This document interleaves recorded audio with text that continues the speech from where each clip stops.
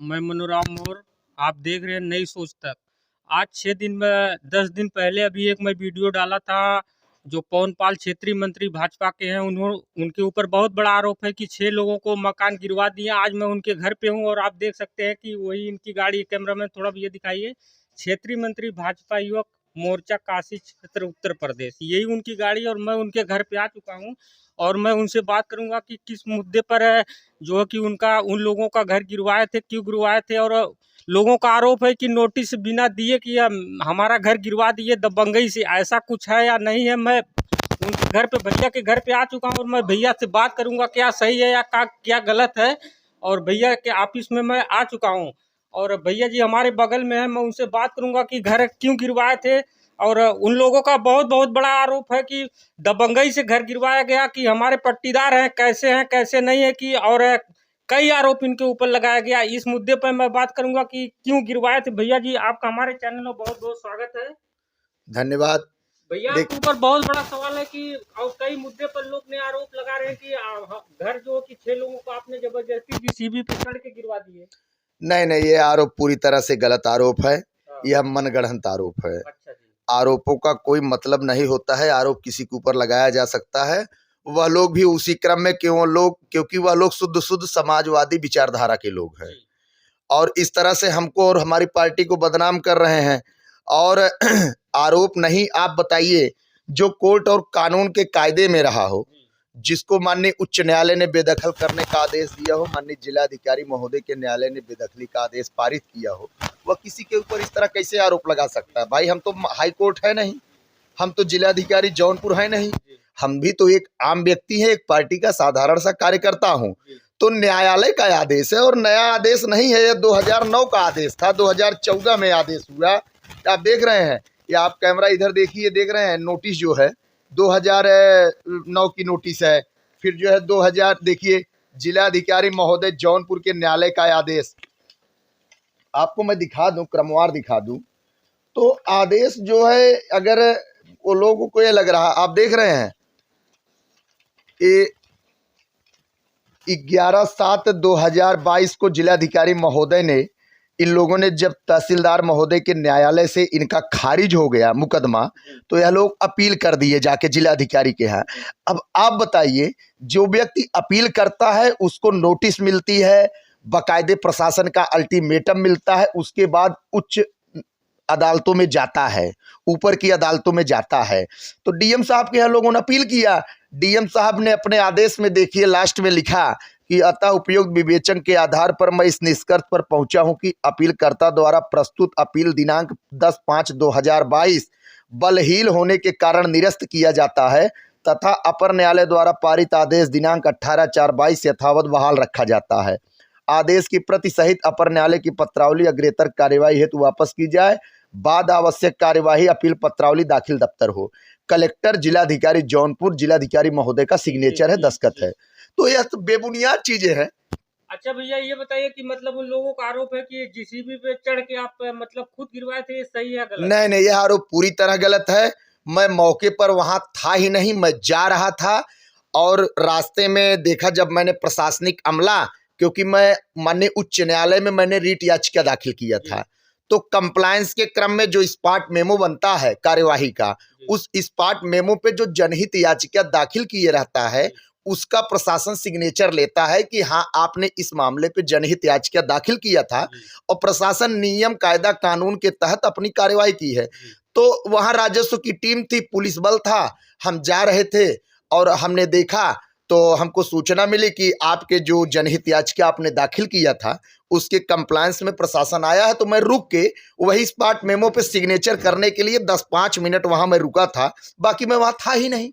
अच्छा भैया मतलब उन लोगों का मतलब आरोप है कि कुछ समय पहले कुछ विवाद हमारा उनका था और जो है कि हम लोग ने उनका खेती मतलब गन्ना बोया हुआ था, हम लोग आपने ट्रैक्टर से पलट दिए थे, क्या ऐसा ही है? देखिए ऐसा है, आप शीशे का घर बनवा कर महल बनाएंगे और कंकड़ उस पे मारेंगे किसी दूसरे के शीशे के घर पे, तो खुद अपने अंदर भी झांक कर देखना चाहिए कि मैंने भी शीशे का महल बनवाया है और दूसरे की महल पर मैं कंकड़ मारूंगा तो मेरे महल का क्या होगा। उन लोगों ने 10 बिस्सा मेरे गन्ने की फसल को जबकि मेरा सटा 4 बीघे की भूमधरी नंबर है, उसी से सटा ग्राम समाज का नंबर था और 50 सालों से कब्जा मेरा था। वहां पर जोता बोया जा रहा था, जोते बोते 2-4 लाठा बढ़ गया था, मुझको जानकारी भी नहीं थी और उन लोगों ने मेरे खिलाफ एप्लीकेशन दिया। एप्लीकेशन देने के बाद एसडीएम साहब, शाहगंज तहसीलदार महोदय, सारे प्रशासनिक अमला, पूरी टीम आई, पैमाइश हुआ और 2-2.5 लाठा हमारे गन्ने की फसल में ग्राम समाज गया तो 2 लाठा, लेकिन शरारत के नाते जिन लोगों ने चारागाह पर कब्जा किया है, उन्हीं का ट्रैक्टर, उन्हीं के घर के लोग, वही चलाने वाले और इस ग्राम सभा के ग्राम प्रधान, सारे लोग खड़े होकर मेरे पूरे 10-20 से गन्ने की फसल को नस्तनाबूद करवा दिए। पूरी फसल एकदम ट्रैक्टर चलवा दिए, खड़ी फसल। उसका वीडियो भी कहिए मैं आपको दिखा दूं, वह वीडियो मेरे पास है और उसको सोशल मीडिया पर इन लोगों ने डालने का काम किया। अपना कैमरा आप अगर पास मंगवा सकते हैं तो मंगवाइए, मैं आपको जो है आप उसका वीडियो में दिखा दूं कि गन्ने का फसल देखिए कैसे हमारा जोता जा रहा है। वीडियो भी बना के वो भी दबंगई के साथ वीडियो भी बनाया गया था। हाँ, वीडियो बनाए और उसमें दिखाए कि भाजपा नेता का अवैध कब्जा। मैं कह रहा हूँ हमारे माननीय मुख्यमंत्री जी अवैध कब्जे पर पूरे प्रदेश में अभियान छेड़े हैं, तो मैंने उच्च अधिकारियों से कहा कि अगर सर मेरे जाने अनजाने में मैंने कहीं कब्जा किया है तो आप जो है मेरे कब्जे को खाली करवा दीजिए, अगर उन लोगों को खुशी है। तो मैंने उसी दिन भी मैंने कानूनी प्रक्रिया शुरू कर दिया और इन लोगों के खिलाफ जो है माननीय उच्च न्यायालय ने, जिलाधिकारी महोदय के न्यायालय ने बेदखली का आदेश पारित कर दिया और पारित करने के बाद अपना कार्यवाही किया। उसमें पवन पाल से कुछ लेना देना ही नहीं है, केवल अनायास आप लोगों को परेशान करना, मीडिया में गलत स्टैंडबाजी, गलत जो है बयानबाजी करना, केवल यही किया जा रहा है उन लोगों के साथ। और एक सवाल और उठता है कि मतलब वो लोग कहते हैं कि हम लोग गरीब हैं और हमारा गल्ला मतलब दब चुका है, कहीं पे घर नहीं, और हम मतलब उनका वीडियो बनाए कि और उन लोगों के पास कई घर है फिर भी विरोध कर रहे हैं। गरीबी की बात जहां तक कह रहे हैं पूरी तरह से निराधार है। अमीरी गरीबी का कोई मतलब नहीं, अगर हम अवैध ढंग से कब्जा किए हैं तो हम उसको छोड़ें, हम सावधान खुद हो जाए। जब कई बार नोटिस आया तो सावधान जाना चाहिए। अब एक जीसीबी 2 जीसीबी नहीं, पूरे उत्तर प्रदेश की जीसीबी चलेगी। अगर अवैध ढंग से आप लोग रह रहे हैं तो गलत 5 बार नोट आप देखिए, एक नोटिस देख रहे हैं ना, उसके बाद देखिए 2 नोटिस, उसके बाद तीसरी नोटिस, 5 बार नोटिस आई है और गरीब का जो रोना रो रहे हैं पूरी तरह से निरर्थक है। आप पता करिए, उनके घर में गवर्नमेंट सर्विस है, बिजली विभाग में पता हो गया था, उनके घर में ट्रैक्टर है, उनके घर में कंटेनर गाड़ियां हैं, उनके घर में अच्छे लोग विदेश कमाने वाले लोग हैं और गरीब होते तो मकान बन जाता, मकान का नया निर्माण शुरू हो गया है। केवल एक जगह को छिकाए रखना, जगह पे अवैध कब्जा बनाए रखना और ताकि जो है हमको प्रशासन के द्वारा यह कहा जाए कि इनके पास जगह नहीं। सारे लोगों के पास मकान है, रहने के लिए कोई किसी के पास दिक्कत नहीं है, केवल एक रोना रो रहे हैं। अब प्रशासन इसकी जांच करा लेना। वो तो सब में झूठा अगर लगता है लोगों को कि पवन पाल झूठा बोल रहे हैं, पवन पाल झूठ बोल रहे हैं, पवन पाल निराधार बातें कर रहे हैं, तो प्रशासन एक जांच समिति बना ले, एसडीएम साहब की अध्यक्षता में एक टीम बना के उसका पूरी तरह से सत्यापन कर ले, दूध का दूध पानी का पानी हो जाएगा। उन लोगों का कहना कि वो सत्ते में तब ऐसा किए हैं। सत्ता की बात नहीं है, देखिए, और आप कानून से किए हैं, जो भी किए हैं कानून से किए, आपके मतलब मैं चुनौती के साथ कहता हूं कि हाई प्रोफाइल जांच इस पे बैठा ली जाए। हमारी सरकार, माननीय मुख्यमंत्री हमारे परम पूज्य योगी आदित्यनाथ जी के महाराज के नेतृत्व की सरकार कभी भी किसी के साथ भेदभाव नहीं करती है। सबका साथ और सबके विकास के तर्ज पर हमारी सरकार काम करती है। सत्ता का कोई विषय नहीं है, न तो सत्ता की कोई भूमिका है। सीधे नियम कायदा कानून के आधार पर जो भी कार्यवाही हुई है, सारी नियम कायदा कानून के आधार पर हुई है। समझ रहे हैं? सत्ता की जो बात कर रहे हैं, मैं भारतीय जनता पार्टी कार्यकर्ता हूं, संगठन का काम करता हूं। अगर उनको लगता है सत्ता के नाते, तो इनकी दूषित मानसिकता है, तुच्छ मानसिकता मैं कहूंगा, जिसका कोई मतलब नहीं है। वो लोग मतलब रो रहे थे कि हमारा घर गिर गया, हमारा गेहूं दब गया, तो मैंने उनका और मतलब घर दिखाया कि उन लोगों के पास और घर है, और बोल रहे हैं कि हमारे पास घर नहीं। तो मैंने बोला कि भाई जब अवैध ढंग से कब्जा तो उसको खाली करिए। जब आपके पास 3-3 बार नोटिस आया तो आप खाली क्यों नहीं किए? क्या जहां तक रोने की बात है, आपकी तरह कई मीडिया के बंधु भी इस प्रकरण में आ चुके हैं।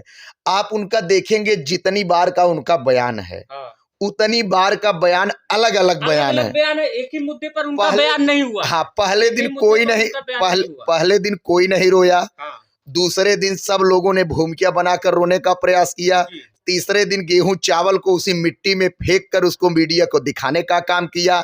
चौथे दिन अब मीडिया वालों के सामने वो लोग आते ही नहीं है। जब सारा पर्दा फाश हो गया तो मीडिया के सामने नहीं आते हैं। और मैं बता दूं, ये तो सब गलीमत रहा।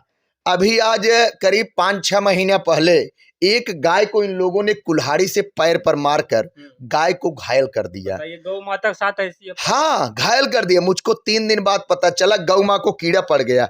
आपको विश्वास नहीं होगा, मैं आपको वह भी फोटो और वीडियो दिखा सकता हूँ जिसमें गाय माँ को मैं ट्रीटमेंट करा रहा हूँ और उनका कीड़ा निकलवा रहा हूं डॉक्टर को बुलाकर। मुझे बहुत असहनीय पीड़ा हुई कि जो गौ माँ चारागाह में जाकर वह अपनी प्रॉपर्टी समझती है, कहीं न कहीं कि चारागाह की सुरक्षित भूमि गौ के लिए है, और गौ माता चारागाह में जाकर चरती हैं और उनको टेंगारी और कुल्हाड़ी से मारा जाता है। मारने के बाद जो है, जब कीड़ा पड़ जाता है तो मैं दवा कराता हूं और इलाज कराने के बाद आप विश्वास नहीं मानेंगे, गौ माता मर जाती हैं। जब मर जाती हैं उसके बाद मुझे बहुत अपार पीड़ा होती है। मैंने उसी दिन अपने मन में कहा, देखिए आप वीडियो देख सकते हैं मैं कैसे ट्रीटमेंट करा रहा हूं गौ माँ का। आप देखिए, कैमरा आप अपना लाइए सामने। मैं कोई चीज साक्ष्य के बिना नहीं करता हूं। देखिए, गांव वाले हमारे 4-5 लड़के गौ माँ को उनको जो है जमीन पर गिराकर डॉक्टर ट्रीटमेंट कर रहा है। गोड़ में पट्टी सुई मलहम करके चिमटी से कीड़ा निकाला जा रहा है। यह 2.5 मिनट का वीडियो है और मेरे पास फोटोज हैं। यह मैं ऐसा नहीं कह रहा हूं कि अनर्गल आरोप मैं उन लोगों के ऊपर लगा रहा हूं। उन लोगों ने ऐसा घिनौना कृत्य किया है जिस कृत्य को देखने के बाद आपके वीडियो जहां भी जाएगा, लोगों का मैं निश्चित रूप से कहता हूं, जो गौ प्रेमी है, गंगा प्रेमी है, निश्चित रूप से उनको एक असनही पीड़ा होगी जी। तो दोस्तों, यहीं पर मैं वीडियो को समाप्त करता हूं। जय हिंद, जय भारत।